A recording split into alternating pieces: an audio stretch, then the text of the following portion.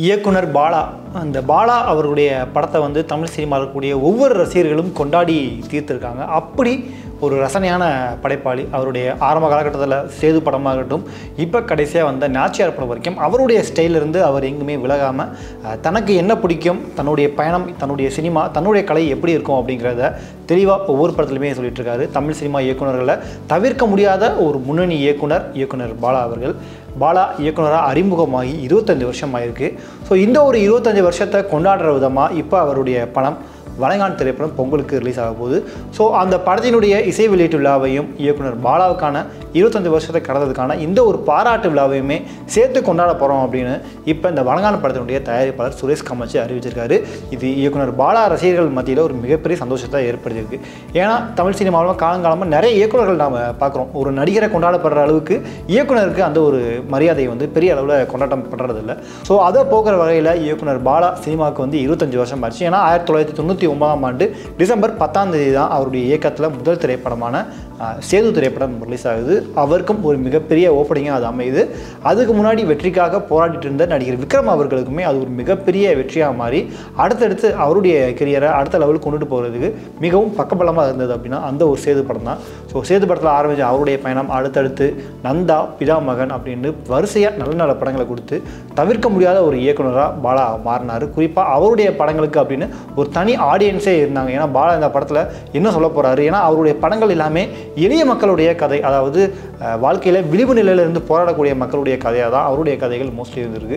So அதுவும் ரொம்பவும் மக்களுக்கு பிடிக்கிற மாதிரி சுவாரஸ்யமாக பண்ணியிருந்தார். ஸோ அவருடைய இயக்கத்தில் இப்போ ரீசெண்டாக நம்ம பார்த்தோம் அப்படின்னா பெரிய அளவு ஹிட் அவருக்கு கிடைக்கல.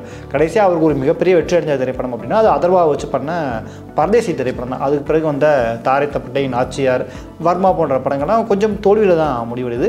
அதை தொடர்ந்து இப்போ அவர் சுரேஷ் காமாட்சி இயக்கத்தில் அருண் விஜய் வச்சு வணங்கான் அப்படின்ற படத்தை முடிச்சிருக்காரு.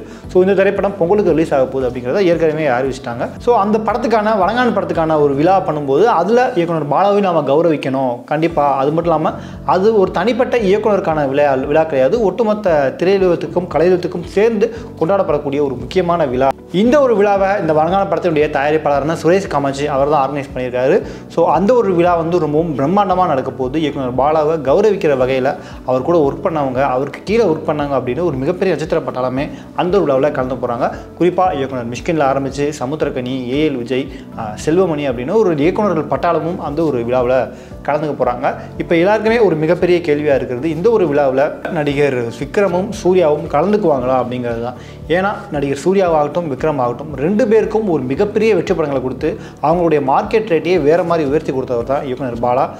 சேது விக்ரம் அவர்களுக்கு சேது படமாகட்டும், அதுக்கு பிறகு வந்த பிதாமகன் ஆகட்டும், அதே மாதிரி சூர்யாவுக்குமே நந்தா, பிதாமகன் அப்படின்னு 2 வெற்றி படங்கள் சூர்யாவை ஒட்டுமொத்தமாக அவரை வெற்றிக்கு கொண்டு வந்து மிகப்பெரிய ஸ்டார் ஆக்குனதில் இயக்குனர் பாலாவுக்கு ஒரு மிக முக்கிய பொறுப்பு இருக்குது. அந்த வகையில் இப்போ ரீசெண்டாக கூட சில மனக்கசப்புகள்லாம் நாம் பார்த்துருந்தோம். காரணம் இப்போ அவர் பண்ணிகிட்ருக்கு இந்த வணங்கான் படத்தில் முதல்ல சூர்யா தான் நடிக்க வேண்டியது. படத்தினுடைய ஃபர்ஸ்ட் லுக்கு எல்லாமே அவங்க அறிவித்தாங்க, படத்தினுடைய ஷூட்டிங்கும் ஆரம்பித்தது. பட் 2 பேருக்கும் இடையில் ஏற்பட்ட கருத்து வேறுபாடு காரணமாக சூர்யா அந்த படத்துலேருந்து விலகுறாரு. அதுக்கு பதிலாக தான் அருண் விஜய் இந்த படத்தில் கமிட் ஆனார். அதே மாதிரி தான் விக்ரமுக்கும் பாலாவுக்கும் இடையிலான ஒரு நட்பு. 2 பேருமே ஆரம்பத்தில் ஒன்றா தான் வளர்ந்து வராங்க, 2 பேருமே ஒன்றா சேர்ந்து தான் ஜெயிக்கிறாங்க.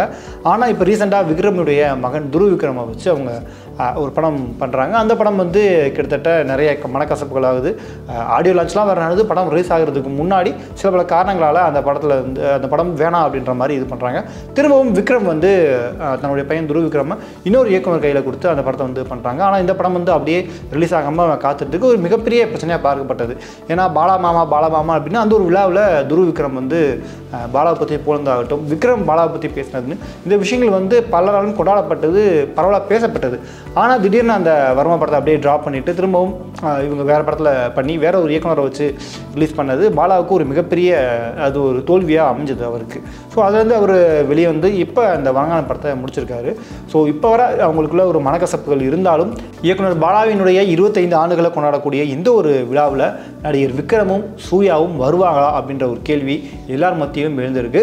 பட் ரசிகர்கள் விரும்புகிறது கண்டிப்பாக இவங்க வரணும். ஏன்னா கருத்து வேறுபாடு யாருக்குள்ள வேணால் எப்படி வேணால் இருக்கலாம். பட் இயக்குனர் பாலாவால் தான் இவங்க 2 பேரும் முன்னுக்கு வந்தாங்க.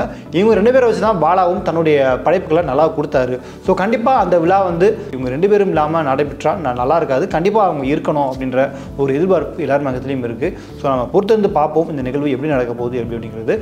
குறிப்பாக இந்த வீடியோ பார்த்துருக்கு நீங்கள் இயக்குனர் பாலா இயக்கத்தில் வெளியான திரைப்படங்களில் உங்களுக்கு ரொம்பவும் பிடித்த, நீங்கள் ரொம்பவும் நெகிழ்ந்து போன திரைப்படம் என்ன அப்படிங்கிறத மறக்காமல் கீழே கமெண்ட் பண்ணுங்கள்.